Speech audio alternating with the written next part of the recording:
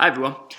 In this video, I'm going to be introducing you to your second piece of writing that you're going to be doing for your assignment to journalism portfolio, which you can probably tell is going to be advertorials. Now, before we start, I am recording this video different to how I normally do it. I'm using my laptop and I'm in one of the classrooms at TRC, so it might sound a little bit echoey. It might be a little bit, the sound quality might not be as good, but if that's the case, then obviously I apologise, but there's nothing much we can do about it, to be honest.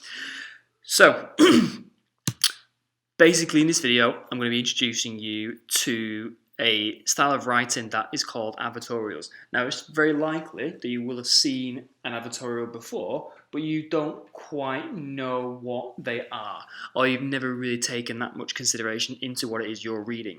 So we're going to be looking at the different styles of advertorials that exist and the purpose of them as well. And we will also be looking at the publication that you're going to be writing for, which, as you've probably guessed by what's on the screen, is going to be for BUZZFEED. Now, before we start, this piece of writing we're going to be doing entirely through doing flipped learning. So it's all going to be stuff that you're going to do at home, which you're going to start this week and over the half-term holiday as well. So in this video, I should hopefully be going through everything that you need for this piece of writing. So if there's anything that you don't understand, it should get answered in this video. So if you ever get a little bit stuck for what you're going to be doing for your advertorial, go back and look at this video first, okay? This video, the stuff we're going to be looking at in the video is not just going to be stuff that is going to help you with your actual writing of your advertorial, but also your planning and research as well. So everything in this video is going to be relevant to at least one of the tasks that you're going to be having to do for your research, okay? Okay, so let's crack on. Now, like I said before, advertorials are pretty much a type of writing that I'm confident you will have seen them before, but you might not have known that what you're reading is an advertorial. So an advertorial, to put it really simply, is basically an advert that has been disguised as a piece of journalism. If you look at the word is a portmanteau, which is two words put together to form another word, and it's a portmanteau of advertisement and editorial. Obviously, editorial means written copy, a piece of journalism, essentially. Hence, you get advertorial. So, what it essentially is a piece of writing, an article, okay, it could be any particular style of article, and that article will be essentially to serve a purpose, which is to sell a particular product. So, if you look at this example here, this is an article on BuzzFeed with a headline, "There's 25% off Fortnum & Mason's Halloween confectionery at the moment, and I can't think of a sweeter or spookier deal." So this is an article that's telling you about a special offer at a shop called Fortnum & Mason's, which, if you don't know, is a very fancy, very upmarket, very expensive shop in London. They do things like sweets and food and hot chocolate, all that sort of stuff, but it's quite fancy, quite expensive. I think they do clothes as well. But the point is, Fortnum & Mason's will have paid BuzzFeed to write this article. So it is essentially an advert, but it's been disguised as a piece of written copy. So that's what you're going to be making, okay? It is essentially an advert, but it's not meant to seem like what you're looking at or reading is an article. Now, why do these things exist? Realistically, it's probably one of the most subliminal forms of advertising you can do. Because if you think about things like when you might see, adverts on the telly, or you might see adverts in a magazine, or adverts before you're watching a video on YouTube, chances are you're probably not going to pay that much attention to it. If it's on the telly, you might go outside and make a cup of tea. If it's a magazine, you might just skip past those pages. If it's on YouTube, you'll probably hover your mouse over the little skip button, and as soon as those 5 seconds go, you're going to press skip. Okay. Whereas these things it's meant to make the reader not feel like they're reading an advert. But essentially, that's what it is they're doing, okay? So they are very successful, okay? I think I read somewhere off the top of my head that they're something like 500% more effective than traditional advertising, which is, quite something. So they're basically designed to make the reader not be aware that they are reading an advert. So it's meant to come across that this particular piece of writing is going to be impartial, which means it's not taking a side. But in reality, what you're reading is an advert. Okay?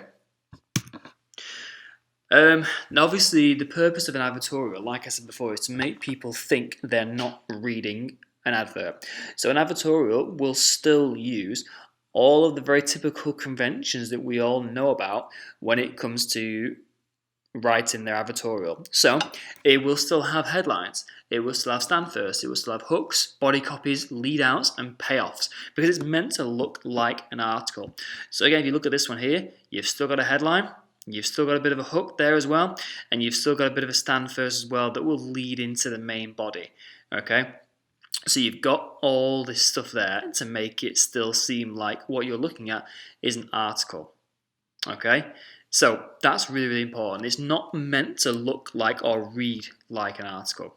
And that's the tricky thing when it comes to writing it. Okay? Okay, so when it comes to advertorial formats, there are a lot of different ways you could write an advertorial. And that's quite good because that means you've got quite a lot of freedom over what it is you want to actually, or how you want to write about what you're going to be doing your product or your advertorial on. Now, the most common one that I've seen so far is what's called a listicle. Again, listicles, you will see a lot of these on BuzzFeed. So a listicle is basically an article that's meant to be in the form of a list. So you can see here 14 laundry fails we've all experienced. Okay, this one is a lot of pictures and not much written content there, but it's still an example of a list. And you can see there it says Dylon brand publisher, which essentially means this company here, Dylon, which I think is American, has sponsored this post or has paid for the post. Okay, they might also be things like how-to guides or a self-help guide. You see those quite a lot with things like makeup tutorials. Okay, self-help guides, how to achieve a certain look, for example. Personal accounts as well. So it might be, I don't know, someone writing a diary about their own experiences using that product or using that particular brand, for example. Or you might even get something written by someone who's meant to be a supposed expert. You know, you might get a dentist to write an article about how good this particular toothpaste is, or something like that. Sometimes you get, you know, other styles of writing, but they're basically meant to be in styles that audiences already know about because it makes it a bit more subtle. So you might get ones that are interviews, you might get ones that are features, you might even get some that are factual news, like what you've written for your Heat magazine or HeatWorld.com article or your Guardian article. But the point is, it's meant to be something that the audience have seen before because that makes it more subtle than what they're actually reading is an advert. Okay, so in terms of techniques, this is really important. So the first one is audiences should not be made aware that they are reading an advert. Okay, it's really important because chances are audiences don't want to be reading adverts. They don't want to be looking at adverts on magazines, YouTube, whatever. So what you've got to make sure is that your article has actually got content in there that's either entertaining or useful or relevant, okay, but not read like an advert, okay? Like I said at the bottom here, what you should be aiming for is 70% content and 30% subtle promotion for that particular product or brand, okay? So, for example, you might do something along the lines of, I don't know, a list of 10 beauty techniques that you can try this Christmas period. Okay, so then the actual content is the tips that you are giving to someone to achieve these beauty techniques. However, you might also say at the bottom, hey, you can achieve these techniques by using this particular brand. Okay, buy this particular brand at the end. So you want to be trying to aim for approximately 70% content and 30% subtle promotion for the brand. The actual content doesn't need to specifically be related to the actual content it is you're writing. So again, if you look at this one that I was over before, this article or listicle is just about 14 laundry disasters that we've all experienced, okay? However, it's got some sort of subtle relationship to the fact that, you know, this particular brand, Dylon, has paid for it. So what you might get is you might get a list of all 14 of these particular laundry fails, and at the end it might say, hey, you can avoid these fails by using this brand because it does this, this, this, this, and this. Okay? So, really important, 70% content, 30% subtle promotion for the product or brand. Okay? It could even be something as simple as 10 shows we're looking forward to watching this year on Netflix. Okay? Technically, it's just an article that's about the best shows on Netflix that we're looking forward to. However, essentially, if you think about it, that's just an advert for Netflix, isn't it, really? Because you can only watch those shows by buying Netflix. Okay? Right, so that's advertorials. Okay, pretty quick run through of what advertorials actually are. I'll include some useful resources and links for you to look at as well that go into a bit more detail on techniques and stuff. But really, that's sort of what you need to know, particularly about advertorials. Okay, so moving on to who you're going to be writing for. Now, the reason why I've chosen you to write for BuzzFeed is because you need to do some sort of written copy that, first of all, is written for the purpose of marketing and advertising, which is going to be your advertorial, but also something that has been written for a web or digital publication. And BuzzFeed, its entire platform is digital. So what I mean by that is it's only available online. So if you've never read BuzzFeed before, it's basically a platform that offers digital content, so written content, and it's available on a website or an app. Now BuzzFeed, the type of stuff they do is very, very pop culture related. So you see a lot of stuff on there about movies, about TV shows, about music, about celebrities, stuff like that. But you also get a lot of news on there as well. News and politics, global issues, like it says on the screen, media, technology, entertainment. You can go on the website and have a look, and there's loads of stuff on there that they do, but it's all tends to be around about this particular stuff. Okay, I know it does say celebrity on there, but it's not so much celebrity gossip like you would get in Heat. It's more about slightly more serious stuff. Okay, not just about Love Island or any of that stuff. They do lots and lots of different types of writing as well, but the thing that they're most well known for is their listicles. Okay, so they're articles that are in a form of lists like top 10s or pros and cons or whatever, but they've also started doing long form journalism as well, so longer articles, more opinion pieces, and some interviews as well. Okay, they are doing quite a lot more on things like politics and current affairs as well, and you see BuzzFeed journalists at things like press conferences at Downing Street and other places. Their Alexa rank, the Alexa rank is basically how popular their website actually is. So out of the entire world, it's the 437th most popular website, which is, that's not bad because there's a lot of websites out there. So 437th most popular website is BuzzFeed. Right, now this is the important bit. Now, you've really got to be considering your audience when you are thinking about your advertorial, because what you need to make sure you're doing is, first of all, you're writing it in a way that's going to be suitable for this audience, but also the actual product itself, it's got to be something that they're going to be interested in. Okay, so given the fact that you've got quite a young audience for BuzzFeed, there's no point writing an advertorial for something like Marks and Spencer's because they ain't going to be interested in that. So, BuzzFeed's audience is quite specific. I've got a few infographics that I want to show you as well. So, the first thing you need to consider is the fact that BuzzFeed is an international organisation. So, it is potentially got a worldwide audience. So, that means you can focus on something that is a bit more American. It doesn't necessarily need to be something that is British. The majority of their audience are made up of two different generations. So you've got millennials and Generation Z.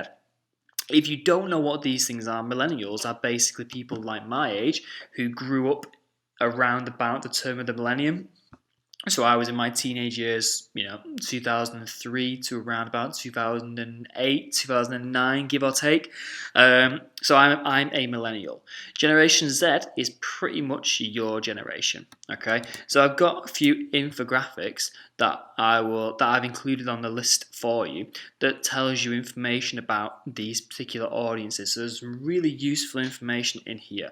I fear this might be a little bit blurry though, to be honest. Let's have a look. See. So, yeah, it's a bit too blurry to be honest. Okay, probably easy to see on your monitor because I'm on my laptop. But this bit here tells you a little bit about the kinds of things that millennials do and what sorts of media they consume. So you can see there that 72% of them spend a lot of time on YouTube, 46% of them use paid TV services, 60% of them have Netflix. They do a lot of multitasking, so using their phones, listening to music, what sort of social media they engage in. So all of this stuff here is going to be very useful when you're thinking about, how you need to make sure your products or your advertorial is suitable for the actual audience you're reading for. Generation Z as well. Okay, that's a bit more clear, you can see that a bit better. Not too much different stuff there. So you can see there, this is an important one. So for Generation Z, 1 in 2 people are university educated. So that might impact on things like the language you might use. Okay, the wealth as well, the average household income. Again, that will impact on what sort of product it is you use, whether you're doing something that's a bit more luxury or whether something that's a bit more affordable. Okay.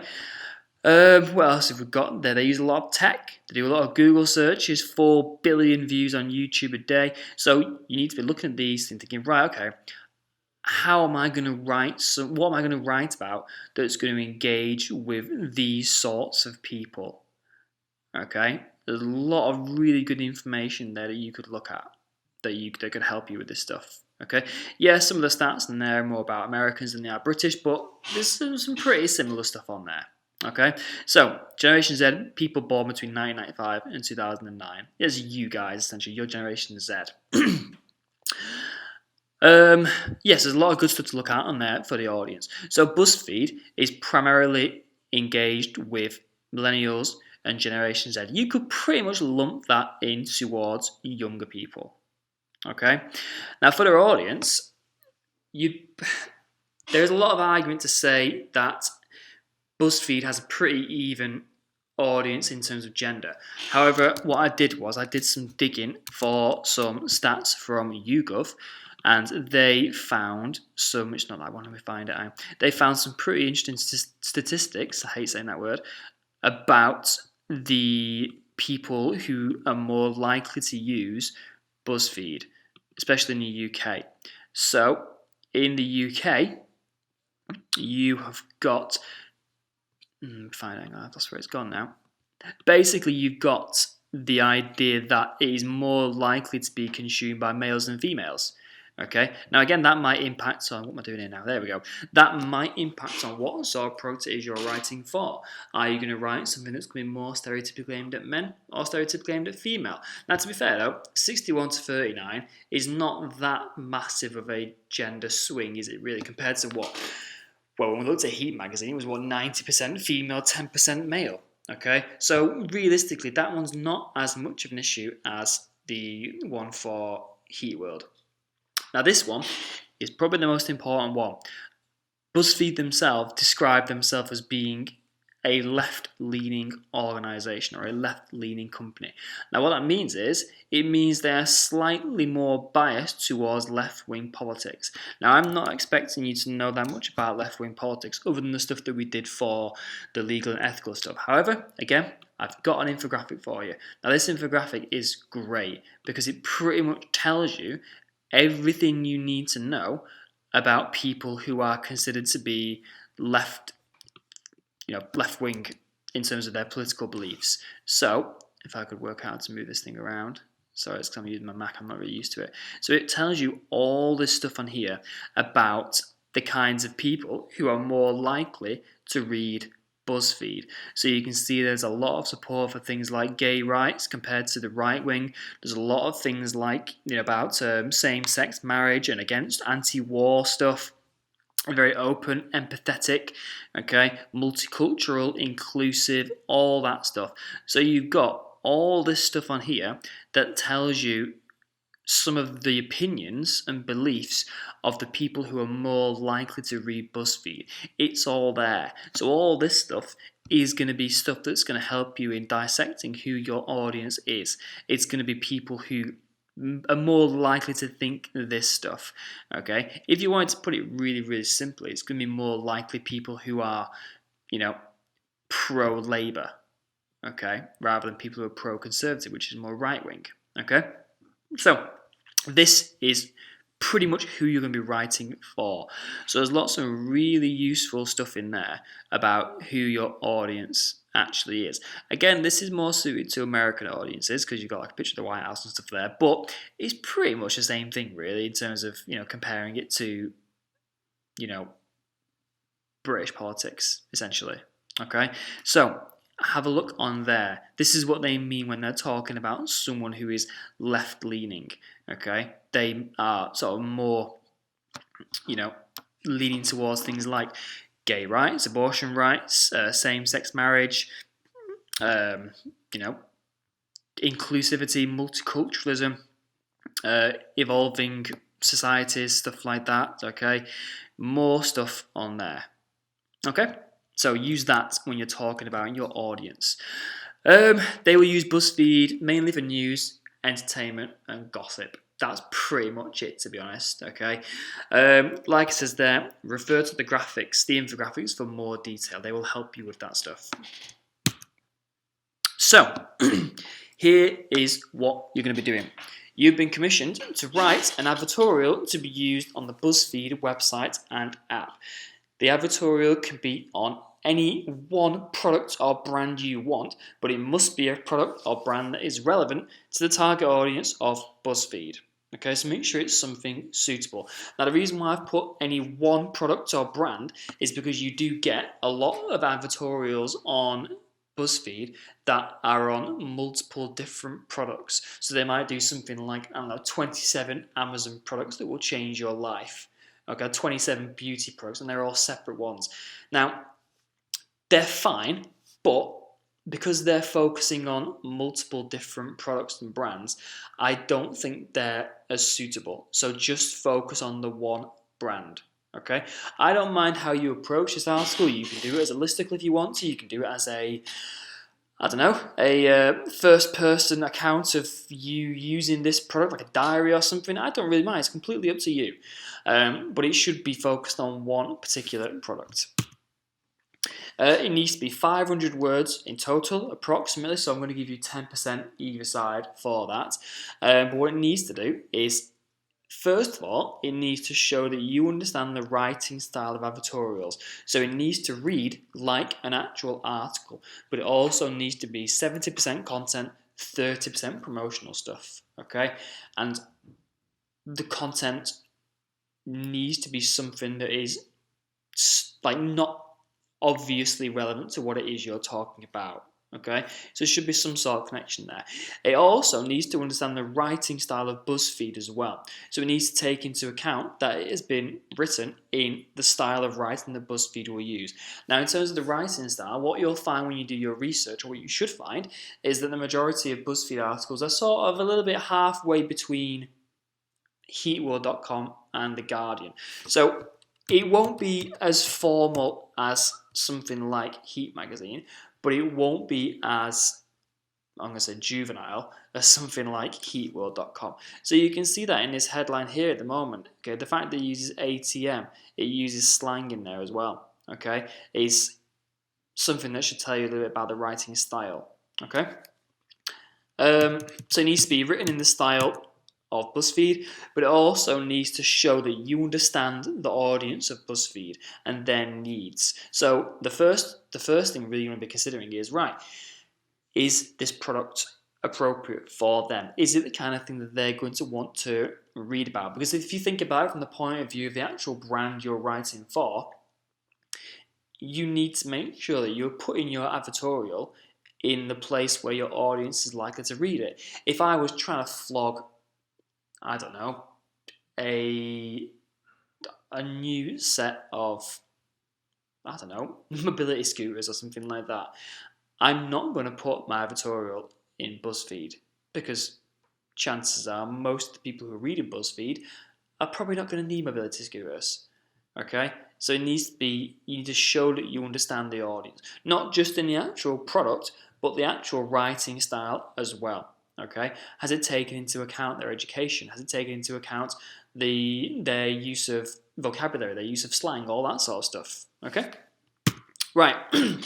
Now, like I said before, I don't mind what product it is you use for your advertorial, but I've got a few things that I think you should consider and a few things more importantly that you should avoid. So these really are things that you could be considering. So fashion, beauty, entertainment, cooking and baking, tech stuff, so gadgets, apps, services like banking and mortgages, okay, one that people don't often think about. So, if you go back to that infographic of especially millennials, these are probably around about the age where people are looking at buying houses or getting a mortgage, that sort of stuff, okay? Or people who are Generation Z, they're going to be at uni, okay? So they might appreciate having an article that tells them about things like, I don't know, how to open a savings account or something like that, okay? So services is quite a good one. Education, universities as well. I saw one when I was doing a bit of research for this that was an advertorial written by, I think it might have been Leeds Beckett University. There was something like why you should get into teaching, okay? And it was just a listicle explaining different reasons why you should get into teaching. And the final little bit was, hey, why don't you come and do a PGC at Leeds Beckett University? Okay, so it could be something like that. Or anything aimed at younger audiences. Now, things that you should avoid, sports products, cars and vehicles, and alcoholic drinks, because these aren't going to be things that are relevant to the audience of BuzzFeed. And one of the things you do get graded on is it suitable for the audience? Okay, have you shown that you understand the needs of that audience? And if you do something like that, it shows you've not really understood who the audience is. So it's got to be something that they will actually use or need. Okay? I think that might be it. That is the end of the slide of the video. So that's basically it. Okay, so just as a recap, you're writing an advertorial for BuzzFeed. Okay, it can be any product you want. I really don't mind. It's completely up to you. Everything you need will be in the folder that I have given to you, which will be in your emails, and I will also put it in your OneDrive submission folder as well. This advertorial needs to be ready for handing in first day back, or first lesson back after half term, which I believe is on the 4th of November, okay? Because we're going to be doing peer marking for it as well, okay? Any problems or anything at all, you can email me, okay? You know how to get in contact with me. Send me an email, and I'll try and get back to you as quick as I can. But I think this piece of writing is a bit more straightforward. Obviously, you've still got the same research tasks that you need to be doing. So I made a template for you, which I'll quickly show you here as well in a minute. There we go. So this is the template that you're going to have. Okay, it's all on there, exactly the same as your first one. So you've got all the stuff on here that you need to be using. Okay, so make sure all the work that you do goes in here. Let me just update my table. There we go. Entire table. Hey, there we go. So it's all in there. Here's all your research. Okay, pretty much the same as last time. I will find loads of examples for you to use for your analysis. I'll get you loads of examples of articles from BuzzFeed and examples of our advertorials as well. Now for these ones, I will just give you some random articles from BuzzFeed because this one is just about the writing style of BuzzFeed, and I will give you some advertorials for this one as well. And then all your research, okay, some suggestions there for primary research you could do, but it's all going to go on here, okay. That is pretty much it. Like I said, any questions, email them to me, but other than that, unless you need to get in contact with me for anything, everything you should need should be in your emails, but other than that, I'll see you in a bit.